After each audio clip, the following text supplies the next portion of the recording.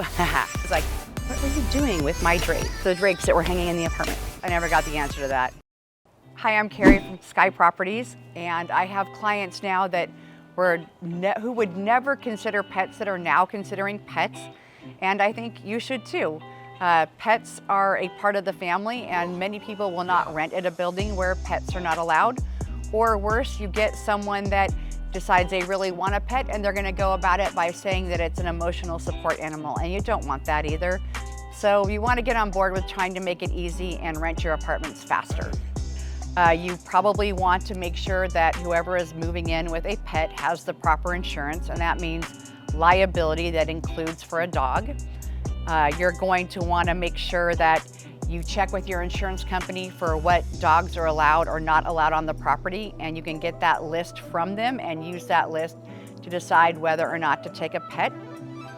I recommend that you meet the pet to see what their nature is. You want to make sure they're not aggressive. You want to make sure that you have a good pet agreement on file and signed, and that the dog is licensed and has all of their shots.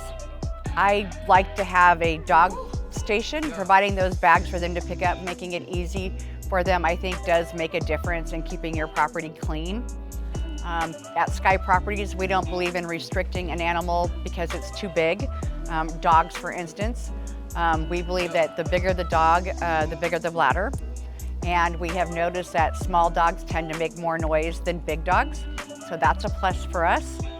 And overall, I would just say that during COVID, I think people have become even more pet friendly than they were before, if that's even possible. But I think it is, and I think everyone now pretty much has a pet of one kind or another.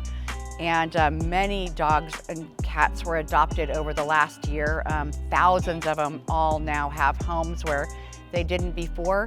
So if they have pets, then you have pets. So I would say get on board with it, charge pet rent, use that money to put back into the property to put in the dog stations and make a little more profit, but also make it friendly so that tenants are happy to move in and pay pet rent for their beloved family member.